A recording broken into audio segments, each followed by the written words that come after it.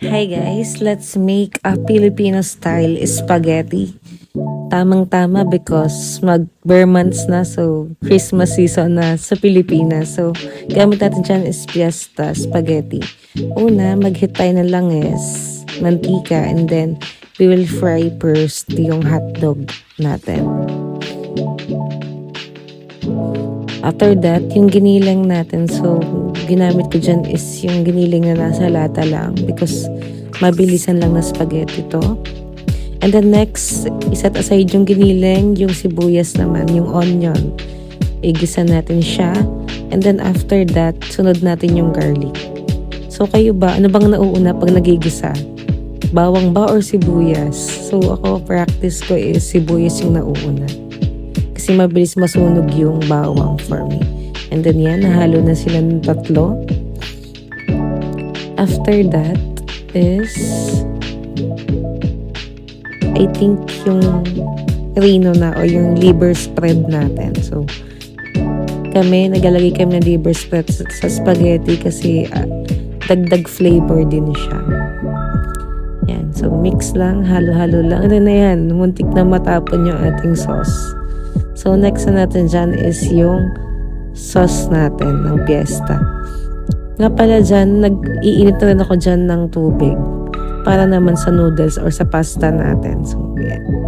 Okay, mix lang. Yan. Kumulo na yung tubig na may asin yan, tsaka pwede lagyan ng mantika para hindi magdikit-dikit yung noodles or pasta. And then, pag kumukulo na yung sauce, lagay natin yung cheese. Mga cheese lang yan na naka-cube. And then after that, yung atin namang evaporated milk na maliit na lata lang siya. Good for, okay na yan for 1 kilo or 700 grams yung lulutuin. And then nahaluin natin. Para maging creamy yung spaghetti.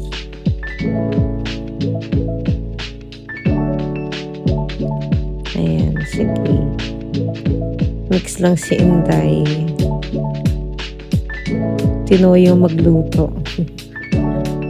Actually, today is Saturday, so, and nag-request si mother na magluto daw ako ng spaghetti. So, ayan na nga. Ayan. And then, salt and pepper to taste. Depende sa inyo yan.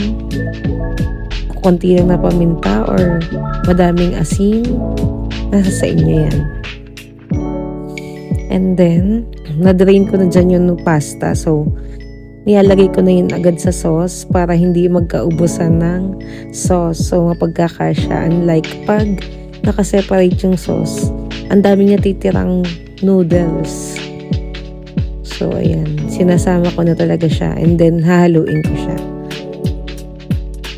And then, ayan. Yung hotdog na pinirito natin ng una is ibinudbud lang natin dyan. And then, nag-grate na lang din or nag-add tayo dyan ng cheese. And, ayan na. Merry Christmas, everyone!